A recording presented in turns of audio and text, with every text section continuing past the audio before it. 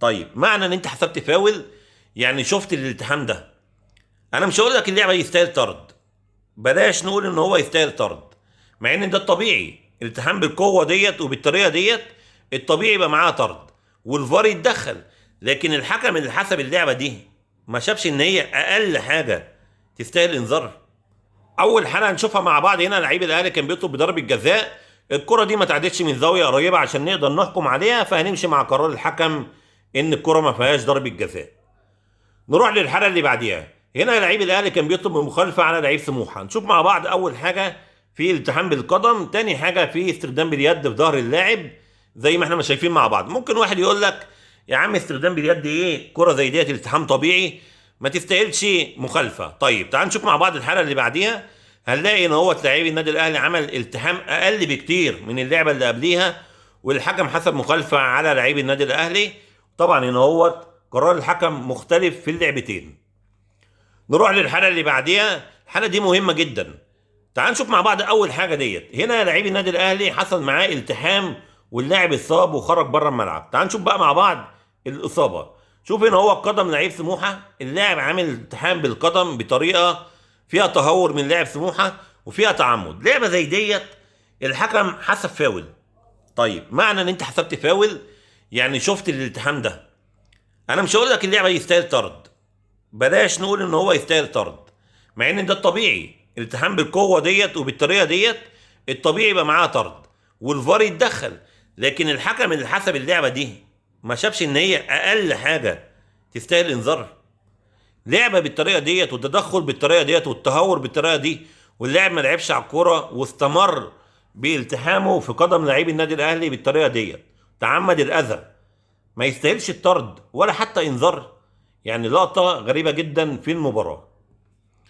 نروح للحاله اللي بعديها، الحاله ديت لعيب النادي الاهلي كان بيطلب بمخالفه. شوف مع بعض كده هتلاقي لعيب سموحه عامل التحام في ظهر لعيب النادي الاهلي زي ما احنا شايفين مع بعض.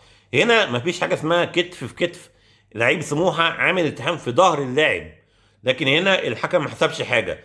فحتى اللي بيقول لك ان ده التحام طبيعي، اللعبه اللي بعديها على طول جايبها لك لعيب النادي الاهلي، هنا بقى اللي تقدر تقول عليه كتف في كتف. بس هنا الحكم حسب فاول على لعيب النادي الاهلي، وبرده هنا قرار الحكم مختلف في اللعبتين.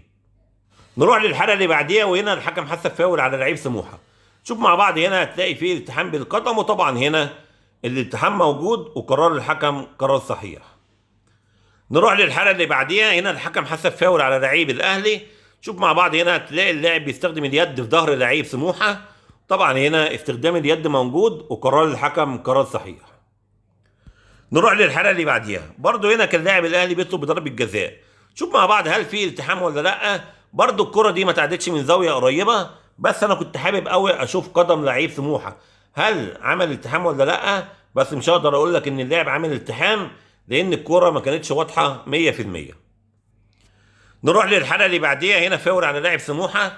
شوف مع بعض هتلاقي اللاعب بيستخدم اليد مع لعيب النادي الاهلي، وهنا الحكم حسب المخالفه وقرار الحكم قرار صحيح. نروح للحاله اللي بعديها، وهنا كان لاعب سموحه بيطلب بضربه جزاء. شوف مع بعض كده هتلاقي الكره جايه بقدم لعيب النادي الاهلي، بعد كده راحت على جسم اللاعب، وبعد كده راحت على جزء من اليد. هنا طبعا القانون كلنا عارفينه ان الكره لو جت في اي جزء في جسم المدافع وبعد كده راحت على اليد ما بتتحسبش عليه مخالفه، فطبعا هنا مفيش ضربه جزاء وقرار الحكم قرار صحيح. نروح للحاله اللي بعديها، هنا فاول على لعيب النادي الاهلي. نشوف مع بعض كده هتلاقي اللاعب عامل التحام مع لاعب سموحه، وهنا الحكم حسب المخالفه، وطبعا هنا قرار الحكم قرار صحيح. نشوف مع بعض كده هو حكم الرايه هو اللي حسب المخالفه. اي نعم يعني الحكم داخل جوه الملعب، هو مكانه ما ينفعش يكون في المكان دوت، لكن في الاخر خد القرار الصحيح. نروح للحلقه اللي بعديها، هنا الحكم حسب فاول على لاعب سموحه. نشوف مع بعض هتلاقي اللاعب بيستخدم اليد مع لعيب الاهلي، وطبعا هنا استخدام اليد موجود وقرار الحكم قرار صحيح. نروح للحلقه اللي بعديها، هنا الحكم حسب فاول على لاعب سموحه. شوف مع بعض هنا هتلاقي فيه التحام بالقدم من لاعب سموحه على قدم لعيب الاهلي، وهنا قرار الحكم قرار صحيح. نروح للحلقه اللي بعديها، هنا الحكم حسب مخالفه على لاعب سموحه. نشوف مع بعض كده هتلاقي اللاعب عامل التحام بالقدم بطريقه خطر.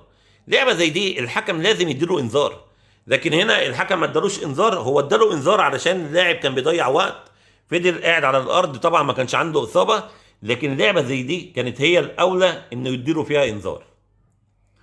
نروح للحلقه اللي بعديها، هنا فاول على لاعب سموحه.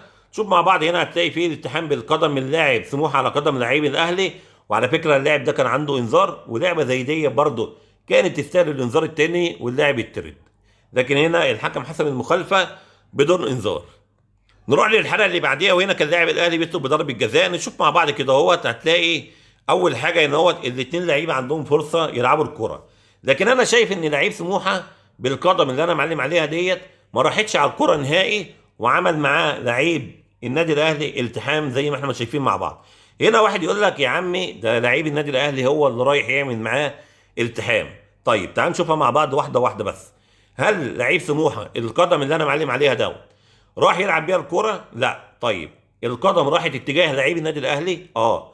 طب لعيب النادي الاهلي رايح يجري اتجاه الكرة؟ اه. لكن لعيب سموحه منعه بالقدم. طيب لعيب الاهلي هيروح فين؟ مفيش اي اتجاه، ده اللاعب بيحاول يرفع القدم لفوق علشان يعدي، لكن مفيش اي اتجاه يعدي منه، وهنا الالتحام موجود. وانا شايف ان كان لازم الفار يتدخل، الحكم يحسبها او ما يحسبهاش، بس كان لازم الفار يتدخل في لعبه زي دي.